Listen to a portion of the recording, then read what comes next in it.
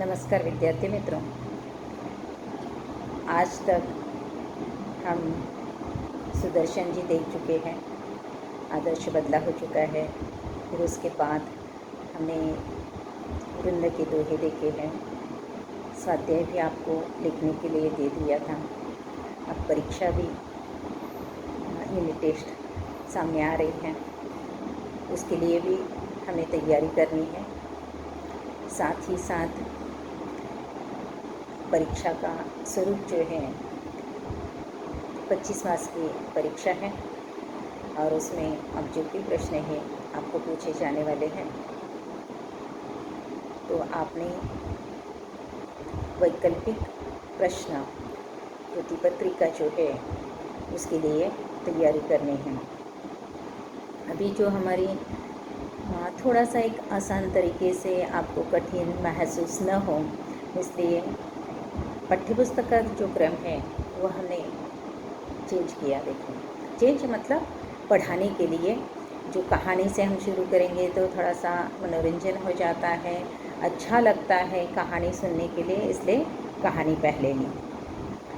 तो अब हम देखते हैं नवनिर्माण। ये कविता त्रिलोचन जी द्वारा लिखित है और इस कविता में त्रिलोचन जी ने हमें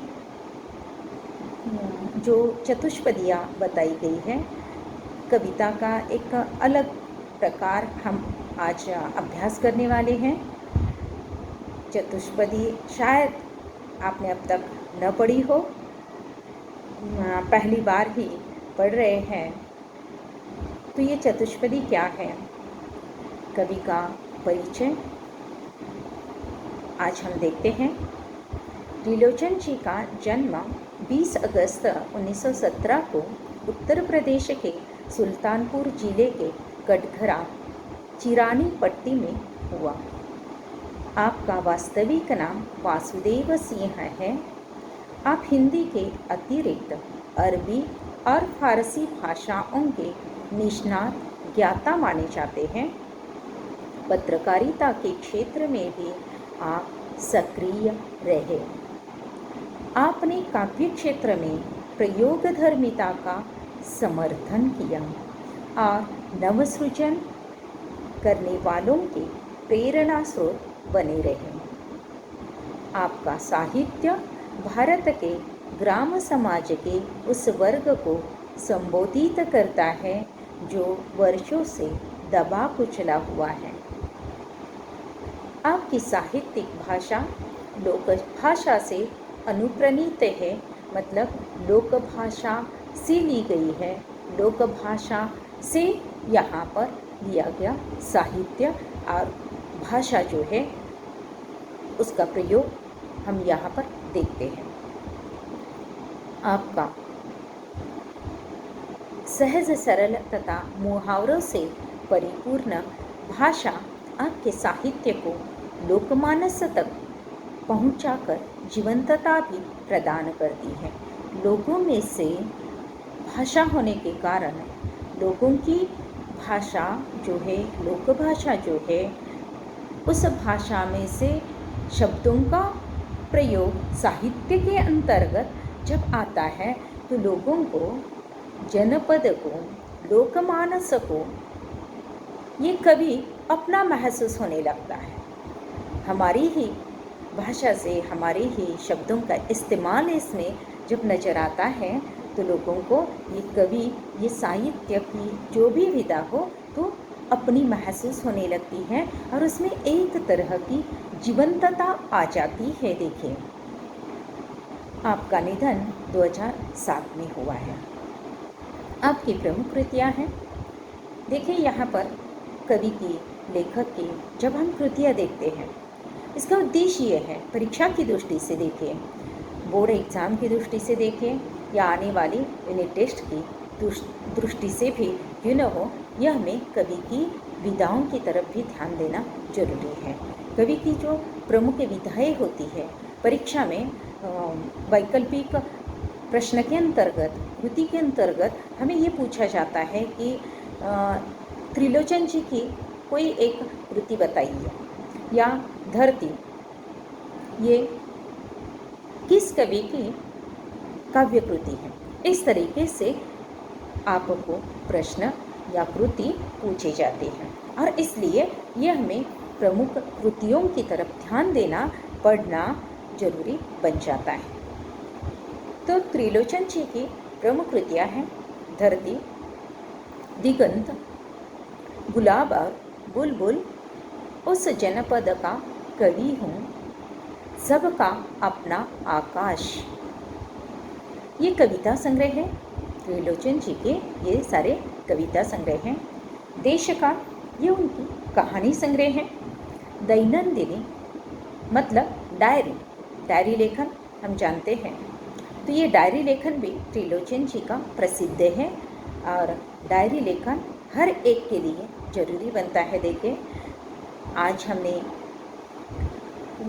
बहुत सारे लोगों को जब हम देखते हैं, देखिए कामयाब लोगों को जब हम देखते हैं तो निश्चित रूप से वहाँ पर हमें एक बात स्पष्ट, उनकी बायोग्राफी, उनका जीवन चरित्र अगर हम पढ़ते हैं ना, तो हमें पता चलता है कि इनकी जो कामयाबी है वह कामयाबी किस तरीके से है, इसका कारण क्या है, इसका राज क्या है। तो राज उनका ये है कि उन्हें डायरी लिखने की आदत होती है। और डायरी लिखना, दैनंदिनी लिखना मतलब यहाँ पर हमें, जैसे कि आज का महत्वपूर्ण कार्य मैंने क्या किया है, महत्वपूर्ण बात कौन सी मेरी छूट गई है, यह हमें देखना बहुत ज़रूरी होता है। और आज जब हम देखते हैं तो निश्चित है आज का छूटा हुआ जो मेरा काम है वह मैं कल कर सकता हूँ, उसे मुझे कल करना ही चाहिए। जैसे कि कबीर ने कहा है ना, कल करे सो आज कर, आज करे सो अब। तो ये जो बात है ये हमें ध्यान में रखना बहुत ज़रूरी होता है और इसके लिए उनका जो डायरी लेखन जो है, दैनंदिनी जो है, ये त्रिलोचन जी की प्रसिद्ध मानी गई है। अब ये नवनिर्माण जो कविता है ये कौन से छंद में आती है, तो विधा का जो परिचय है, ये विधा परिचय हम देखते हैं। देखिए चतुष्पदी मतलब 4 चरणों वाला यह छंद होता है। ये चौपाई की तरह होता है, चौपाई मतलब 4 पंक्तियों वाली, तो ये चौपाई की तरह होता है। इसमें 4 चरण होते हैं और इसके प्रथम, द्वितीय और चतुर्थ चरण में तुकबंदी होती है। तुकबंदी मतलब क्या है, एक जैसे शब्दों का प्रयोग। जब हम कविता पढ़ेंगे तो हमें यहाँ पर पता चलेगा कि पहले ही चतुष्पदी में उन्होंने बताया है, तो मुझको पहली पंक्ति में अंत में आ गया, दूसरी पंक्ति में भी मुझको अंत में आ गया है और चौथी पंक्ति में भी मुझको एक ही शब्द है। देखिए पहली पंक्ति में, दूसरी पंक्ति में और चौथी पंक्ति में, इस तरीके से यहाँ पर ये तुकबंदी यहाँ पर हो जाती है।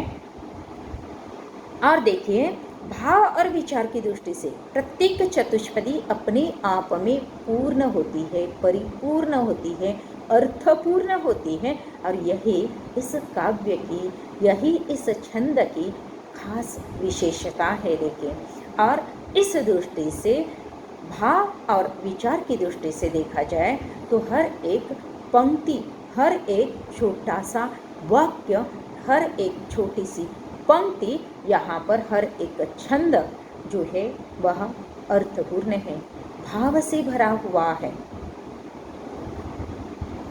पाठ परिचय मतलब इस कविता का परिचय, कविता के अंतर्गत हमें कवि क्या बताना चाहते हैं ये आज हम यहाँ पर देखते हैं। और कुछ 3 छंद हम आज देखने वाले हैं।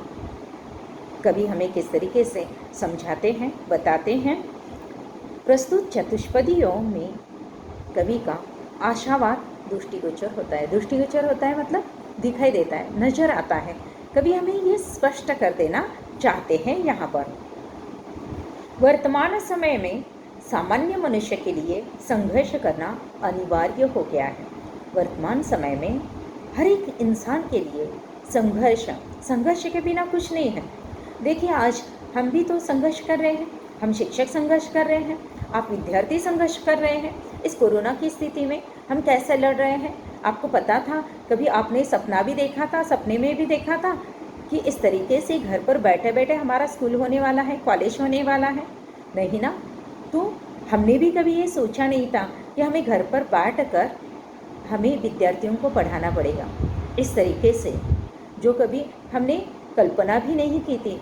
और इस टेक्नोलॉजी से भी हम अवगत नहीं थे, लेकिन हो गया होगा, क्योंकि हमें आगे बढ़ना है, हमें काम करते रहना है। ये ज़रूरत बन पड़ी है, आवश्यकता बन पड़ी है। और इसलिए तो इस तरीके से हमें कभी यहाँ पर बता देना चाहते हैं कि वर्तमान समय में मनुष्य के लिए संघर्ष करना अनिवार्य है, आवश्यक है। इसके बिना हम आगे बढ़ नहीं सकते हैं और इसलिए हमें संघर्षरत रहना है। ये देखिए 2007 में कवि जी का निधन हो चुका है और उनका जन्म जो है 1917 को है। और आज हमें उनके विचार सही महसूस हो रहे हैं। उनके विचार आज के कालखंड में भी, आज की स्थिति में भी लागू पड़ रहे हैं। और यही काव्य की, साहित्य की जीवंतता होती है। वह काव्य किसी एक समय के लिए नहीं बना होता है, आने वाले अनेक वर्षों तक, सालों तक, युगों तक वह विचार आगे बढ़ते रहते हैं और ये हमें मार्गदर्शन करते रहते हैं। कवि मनुष्य को संघर्ष करने और अंधेरा दूर करने की प्रेरणा देते हैं। कवि मनुष्य को संघर्ष करने के लिए और आगे बढ़ते रहने के लिए, कार्य करने के लिए प्रेरणा देना चाहते हैं अपने इन चतुष्पदियों के माध्यम से। जीवन में व्याप्त अन्याय है, अत्याचार, विषमता और निर्बलता पर विजय पाने के लिए कवि बल और साहस का एकत्रित करने का आवाहन करते हैं। बल जो है हर एक मनुष्य को प्राप्त है, साहस हर एक इंसान में है, लेकिन इनका एकत्रित किस तरीके से हमें एकत्रित करके साहस हमारे पास होने वाला और हमारे पास होने वाला बल, शक्ति, हर एक के लिए अलग अलग तरह तरह की शक्ति भगवान द्वारा प्राप्त है, प्रदान है। तो उसका एकत्रित करने का आवाहन हमें यहाँ पर कवि करते हैं। न्याय के लिए बल का प्रयोग करना समाज के उत्थान के लिए श्रेयस्कर होता है। इस सत्य से भी कवि अवगत कराते हैं। देखिए, न्याय के लिए बल का प्रयोग करना, ये आगे हमें विस्तार पूर्वक देखना ही है। समाज के उत्थान के लिए, उत्थान मतलब नवनिर्माण, नया निर्माण। समाज के अंतर्गत अगर नया निर्माण हमें करना है तो हमें ये इन बातों की तरफ निश्चित रूप से देखना है, ध्यान देना है, विचार करना है। इस सत्य से भी कवि अवगत कराते हैं। कवि का मानना है कि समाज में समानता, स्वतंत्रता तथा मानवता को स्थापित करना हमारे जीवन का उद्देश्य होना चाहिए। और यही बात हमें इन चतुष्पदियों के माध्यम से यहाँ पर देखना है। देखें, तुमने विश्वास दिया है मुझको, मन का। अभी हम इन चतुष्पदियों को पहले पढ़ लेते हैं। पहले सर्वप्रथम हम 2 चतुष्पदियों को पढ़ते हैं और उसका अर्थ देखते हैं, फिर उसके बाद आगे की चतुष्पदी की तरफ हम बढ़ते हैं। तुमने विश्वास दिया है मुझको, मन का उच्छ्वास दिया है मुझको, मैं इसे भूमि पर संभालूंगा। तुमने आकाश दिया है मुझको, सूत्र यह तोड़ नहीं सकते हैं, तोड़कर जोड़ नहीं सकते हैं। व्योम में चाहे कहीं भी उड़ जाए, भूमि को छोड़ नहीं सकते हैं। कवि यहाँ पर हमें बताना चाहते हैं।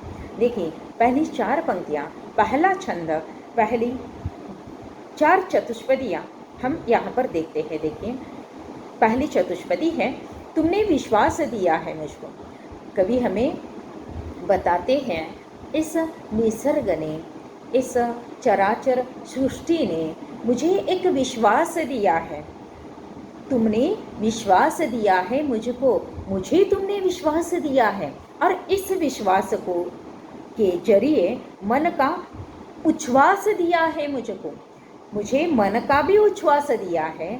देखिए, विश्वास और उच्छ्वास यहाँ पर हमें कभी बताना चाहते हैं कि एक विश्वास है, और ये विश्वास किस तरीके से है कि मुझे आगे बढ़ना है, इस संसार में रहना है, इस संसार में रहकर, इस जगत में रहकर आगे बढ़ते रहना है, क्रियाशील रहना है, कर्मशील रहना है, संघर्षरत रहना है।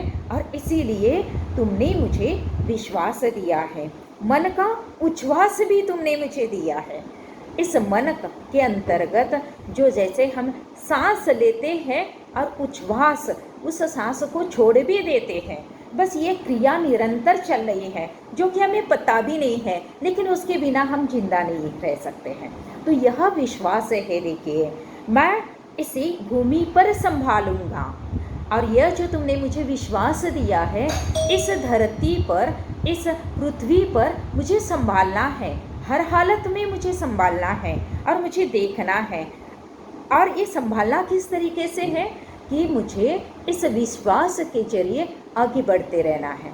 आगे बढ़ते समय मुझे इस बात का एहसास करना है कि मैं इस विश्वास के जरिए कितना भी ऊंचा क्यों न उठूं, कितना भी ऊंचा जीवन में सफल क्यों न हो जाऊं, लेकिन उसके आगे मुझे किसी भी तरीके से जमीन के साथ रहना है, इस धरती के साथ जुड़े रहना है, आसमान में नहीं उड़ना है।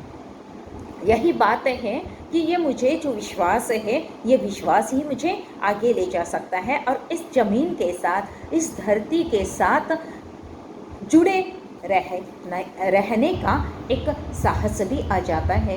क्योंकि जब थोड़ी सी हमें सफलता मिलती है, यशस्विता प्राप्त होती है, तो हम आसमान में उड़ने लगते हैं। लेकिन कभी हमें बताते हैं कि हमें आसमान में नहीं उड़ना है, तो आसमान में उड़ने की क्षमता जिस धरती ने मुझे मिली है, जिस धरती द्वारा मुझे प्राप्त हुई है, उस धरती के साथ मुझे बनकर रहना है। तुमने आकाश दिया है मुझको, उड़ने के लिए आकाश दिया है ना, उसका इस्तेमाल मुझे करना है। लेकिन वह इस्तेमाल किस तरीके से करना है?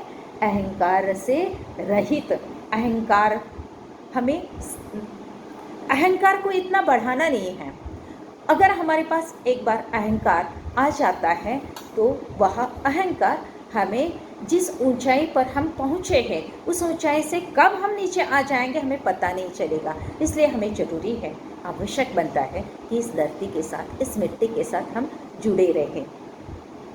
तो इन 4 पंक्तियों के अंतर्गत हमने इस निसर्ग द्वारा, इस पृथ्वी द्वारा, इस वातावरण के द्वारा हमें जो बात प्राप्त हो चुकी है, इस बात को हम देख चुके हैं। और अब हमें आगे की चतुष्पदी हम देखते हैं। सूत्र यह तोड़ नहीं सकते हैं, तोड़कर जोड़ नहीं सकते हैं। यह एक सूत्र है, देखिए, निसर्ग द्वारा प्राप्त यह एक सूत्र है, और यह सूत्र हम तोड़ नहीं सकते हैं, और तोड़ दिया तो जोड़ नहीं सकते हैं, क्योंकि इस सूत्र में हमें बंधे रहना है। इस सूत्र से ही यह संसार चल रहा है। क्योंकि जैसे कि ये हवा है, ये वातावरण है, इस वातावरण के बिना हम नहीं रह सकते हैं, इसे हम तोड़ नहीं सकते हैं, इसे हमें जोड़ भी नहीं सकते हैं। और इसलिए हमारे लिए ज़रूरी है, आवश्यक है कि हमें इस सूत्र को तोड़ना नहीं है, तोड़ नहीं सकते हैं और तोड़कर जोड़ नहीं सकते हैं, क्योंकि हमारे पास वह क्षमता ही नहीं है कि इसे हम तोड़ दें और इसे हम जोड़ दें। जोड़ भी नहीं सकते हैं और तोड़ भी नहीं सकते हैं, क्योंकि आज तक ऑक्सीजन बनाने का तरीका किसी फैक्ट्री में प्राप्त नहीं हुआ है। इतनी टेक्नोलॉजी बन गई, देखिए, लेकिन इस निसर्ग द्वारा प्राप्त जो चीज़ें हैं, उन चीज़ों को हमें वैसे ही ग्रहण करने की ज़रूरत है।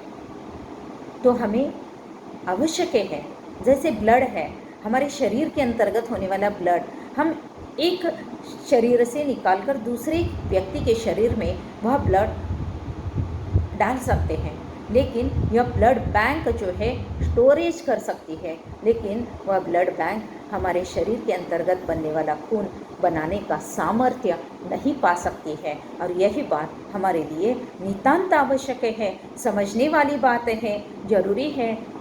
आवश्यक बातों की तरफ हमें गौर करने के लिए यहाँ पर कवि बता रहे हैं कि यह जो सूत्र है, इस सूत्र को हम तोड़ नहीं सकते हैं, और तोड़ देंगे तो जोड़ नहीं सकते हैं। तोड़ने का भी अधिकार नहीं है और जोड़ने का भी हमें अधिकार नहीं है। व्योम में जाए कहीं भी उड़ जाए, व्योम मतलब आकाश, इस आसमान में आप कितनी भी ऊंचाई क्यों ना हासिल करो, लेकिन फिर भी भूमि को छोड़ नहीं सकते हैं। इस धरती को आप छोड़ नहीं सकते हैं, इस धरती के साथ जुड़े रहना है, बंधे रहना है। और यही महत्वपूर्ण बात है, हमें ध्यान में रखने वाली बात है। कितनी भी सफलता क्यों ना हासिल हो जाए, कितनी भी ऊंचाई पर, कितने भी ऊंचे ओहदे पर हम क्यों न चले जाएं, लेकिन हमें इस बात से हमेशा एहसास बना रखना है, हमेशा इस बात को समझ कर रखना है, इस बात को पकड़ कर रखना है कि इस धरती पर ही हमें रहना है, इस धरती के साथ ही जुड़े रहना है।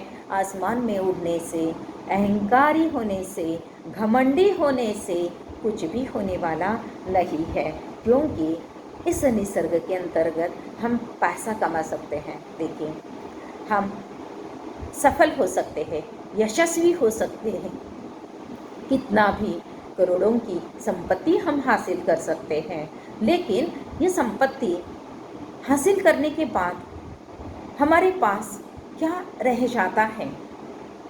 इस धरती से उठकर हम आसमान में तो नहीं रह सकते हैं, कितनी भी संपत्ति हमारे पास क्यों न हो जाए। तो हमें इस बात का घमंड नहीं करना है। व्योम में जाए कहीं भी उड़ जाए, आप व्योम में जाए, इस आसमान में जाए, लंबी सफ़र करके आ जाए। आप जैसे वैमानिक बन जाइए, प्लेन में बैठकर लंबी सफ़र तय करके आ जाइए।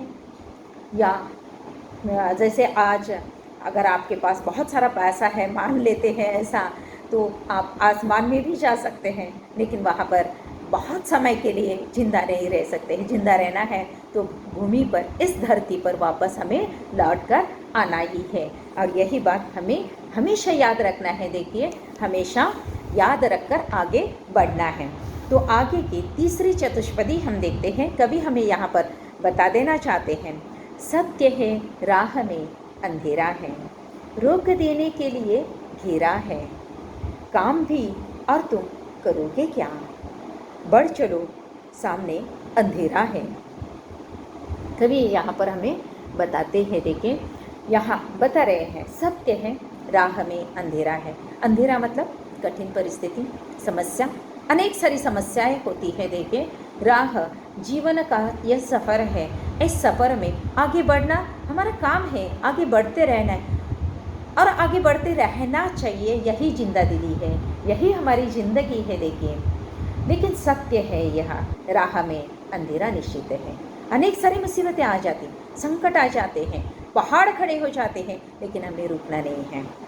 रोक देने के लिए घेरा है। यह अंधेरा किस लिए आ चुका है? हमें रोकने के लिए। आज देखिए, इस कोरोना ने हमें रोक दिया है ना, यह समस्या बन गई हमारे लिए, लेकिन हम रुक गए क्या? नहीं रुके ना। आज भी हमारा काम चल रहा है। आप जैसे कि पढ़ाई कर रहे हैं घर पर बैठकर, हम हमारा पढ़ाने का काम कर रहे हैं, जारी है सब कुछ। लोग घर पर वर्क फ्रॉम होम चल रहा है, घर पर बैठकर लोग काम कर रहे हैं, लेकिन चल रहा है, कहीं रुका नहीं है। देखिए, इसमें यह संकट निश्चित है। यह अंधेरा जो है यह घेर रखा हुआ है, इसने हमें घेरा है। इसके लिए हमें देखना क्या है, ध्यान में क्या रखना है कि रोक देने के लिए घेरा है। हमें रोकने के लिए, रोक देने के लिए यह घेरा हुआ है, निश्चित है। क्यों ना रोके? हम कहाँ रुकने वाले हैं? हम इंसान हैं भाई, हम हर मुसीबत का सामना करना जानते हैं। काम भी और तुम करोगे क्या? तुम काम और क्या कर सकते हो? क्या करोगे? आगे बढ़ो, बढ़ते रहो, बढ़ चलो, आगे बढ़ते रहो।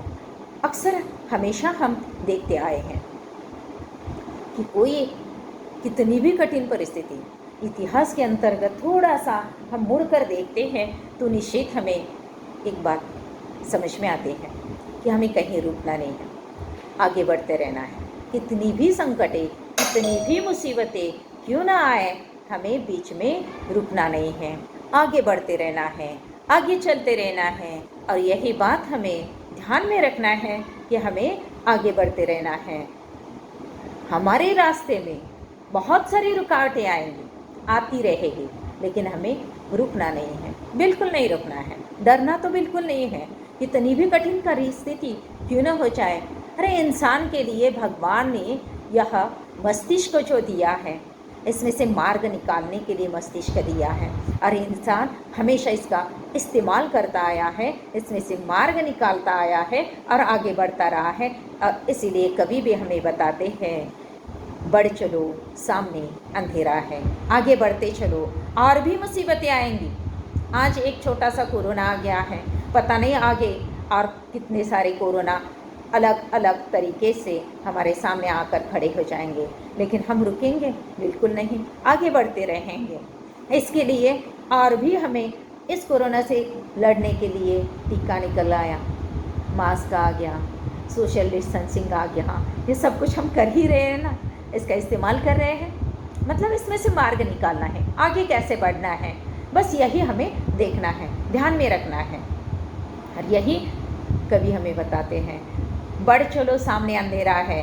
अगर हमने आज इस तरीके से विचार नहीं किया, जैसे कोरोना है, तो हमें इस कोरोना से लड़ना है, उसके साथ मुकाबला करना है, और ऐसे मुकाबला करना है कि हमें जिंदा रहना है।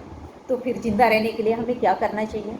हमें मास्क पहनना चाहिए, हमें सोशल डिस्टेंसिंग रखना चाहिए, तो ये जो हैंड वॉश करना चाहिए। तो ये छोटी छोटी चीज़ों की तरफ हम ध्यान दे रहे हैं ना, क्योंकि हमें पता है कि सामने अंधेरा है, ये अगर हम नहीं करेंगे तो मृत्यु को हम अपने पास कर रहे हैं। तो हमें जीना है, हर हालत में जीना है, देखिए, और इसलिए हमें ये सब कुछ करना है। और यही कवि हमें कब बता चुके हैं, देखिए, अर्थ संदर्भ के साथ बदलता है। जो कवि, जो साहित्यकार जिस कालखंड में अपना साहित्य लिखते हैं, उसका अर्थ समय के अनुसार, परिस्थिति के अनुसार, घटना के अनुसार हमें ले लेना है और आगे बढ़ते रहना है। बल नहीं होता सताने के लिए, वह है पीड़ित को बचाने के लिए। बल मिला है तो बल बनो सबके, उठ पड़ो न्याय दिलाने के लिए। कवि आगे की चतुष्पदी में बहुत सुंदर विचार प्रस्तुत करते हैं, हमें बताते हैं, हमें जो बल नहीं होता सताने के लिए, हमारी बाजुओं में जो बल है, जो ताकत है, जो शक्ति है, जो हम सामर्थ्यशाली हैं, तो वह बल हमें किसी को सताने के लिए प्राप्त नहीं हुआ है। यह हम हमेशा अक्सर याद रखना है, देखिए, कि यह जो बल है, यह हमें इस तरीके से किसी को सताने के लिए, किसी को त्रस्त करने के लिए, किसी को डराने के लिए प्राप्त नहीं हुआ है। तो कवि हमें बताते हैं, आगे की पंक्ति में बताते हैं, वह है पीड़ित को बचाने के लिए। वह बल किसके लिए है? जो पीड़ित है, जो त्रस्त है, जो दुखियारा है, जो दुख से घेरा हुआ है, उसे बचाने के लिए, उसे उस दुख से बाहर निकालने के लिए हम उसकी मदद कर सकते हैं, हम उसकी सहायता कर सकते हैं। बल मिला है तो बल बनो सबके। आपके पास बल मिला है। बल, देखिए, बल मतलब सिर्फ शक्ति, ऐसी बात नहीं है। बल अनेक तरह का है। आपके पास बुद्धि है, बौद्धिक बल मिला है आपको, शारीरिक बल है, तो आप किसी के शरीर से, अपने शारीरिक बल से परिश्रम करके किसी की मदद कर सकते हो। बौद्धिक बल जो मस्तिष्क है, उसका इस्तेमाल करके किसी को ज्ञान देकर हर तरीके से आपको वह मदद करनी है। देखो, अगर आप एक अच्छे विद्यार्थी हो, ध्यान से पढ़ते हो, और आपके साथ पढ़ने वाला दूसरा आपका दोस्त है, वह अगर बहुत जल्द कोई चीज़ समझ में उसे नहीं आती है, समझ नहीं सकता है, पकड़ नहीं सकता है, तो उसके लिए आप मदद कर सकते हैं। एक विद्यार्थी होने के नाते भी आप कर सकते हैं ना। तो इस तरीके से आपको वह समझ है, आपको वह जल्दी समझ में आता है, तो आपने एक विद्यार्थी होने के नाते भी आप दूसरे विद्यार्थी को आप अपने दोस्त की मदद कर सकते हैं। आप बहुत अच्छा काम कर सकते हैं, घर के अंतर्गत भी आप अपना बहुत अच्छा काम कर सकते हैं। आप अपनी माँ को मदद कर सकते हैं। आप अकाउंट का काम, कॉमर्स के विद्यार्थी हैं तो खास करके उनके लिए अकाउंट का काम आप अच्छा कर सकते हैं। किसी के पास मैनेजमेंट स्किल अच्छा है तो वह काम अच्छा कर सकता है, किसी को दिखा सकता है, किसी को समझा सकता है, किसी को बता सकता है। अपने घर के अंतर्गत ही देखिए, हमें बाहर जाने की भी ज़रूरत नहीं है। बाहर जाना, बाहर के लोगों को मदद करना, समाज कार्य करना, ये तो ज़रूरी है, लेकिन पहले हम एक परिवार के अंतर्गत भी हम सोच सकते हैं ना। हमारे घर में भी, हमारे घर के अंतर्गत किसी के पास एक कौशल्य अच्छा होता है, किसी के पास वह नहीं होता है, तो दूसरा कौशल्य उसके पास होता है, तो वह बल किस लिए प्राप्त हुआ है? हमारे पास बस इतना ही हमें समझना है, जो बल हमें प्राप्त है, जो शक्ति, जो कौशल्य, जो बौद्धिक कौशल्य, जो शारीरिक कौशल्य, कोई भी कौशल्य, किसी भी तरह का बल क्यों ना हो, हमें जो बल प्राप्त हुआ है उस बल का हमें उपयोग करना है, हमें इस्तेमाल करना है और उसकी उपयोगिता दूसरे की मदद करने के लिए करना है। और यही बात हमें कवि बताना चाहते हैं। बल मिला है तो बल बनो सबके, सबका सामर्थ्य आप बन सकते हो, दूसरे का सामर्थ्य बन सकते हो, दूसरे का बल आप बन सकते हो। किसी को मदद की तो उसका बल बन गए ना, आपके पास वह बल है, वह सामर्थ्य है, इसलिए आपने उसको दे दिया है, अन्यथा आप नहीं दे सकते हैं। आपके पास अगर होता है तो ही आप किसी को दे सकते हैं। आपके पॉकेट में मान लीजिए 1,000 रुपये है और कोई आपसे 500 रुपये मांगता है, तो आप तुरंत उसकी ज़रूरत समझकर उसे 500 रुपये का नोट आप निकाल कर दे सकते हैं। निश्चित है, पैसा है, देखिए वो लौट कर आपके पास आएगा, आपको भी वह लौटाएगा, वापस लौटाएगा, लेकिन उसके साथ साथ एक और आपका काम आप कर देते हैं। देखिए, वह इंसान आपको याद रखता है, वह आपका दोस्त आपको याद रखता है, क्योंकि उसकी फ़ीस भरने के लिए उस वक्त उसे 500 रुपये की कमी थी, वह आपने पूरी की है। वह ज़िंदगी भर आपको याद रखेगा कि उसने मेरी 500 रुपये की फ़ीस भरी, इसलिए मैं आज इतना ऊंचा आगे बढ़ गया। आगे जो यशस्विता, सफलता मिली हुई है, वह मेरे दोस्त के 500 रुपये के कारण। मतलब यहाँ पर आपने क्या कमा लिया, देखिए 500 रुपये तो आपके वापस आ ही गए, उसके साथ साथ आपने, आपके ऋण में वह हमेशा ज़िंदगी भर रहा कि उसकी मदद आपने की है। तो बल बनना यह हमारे लिए बेहद ज़रूरी है। देखिए, हर तरह का से हम मदद कर सकते हैं। वह समय के अनुसार, प्रसंग के अनुसार आप किसकी मदद कर रहे हैं, किसकी सहायता कर रहे हैं, ये देखना जरूरी बनता है।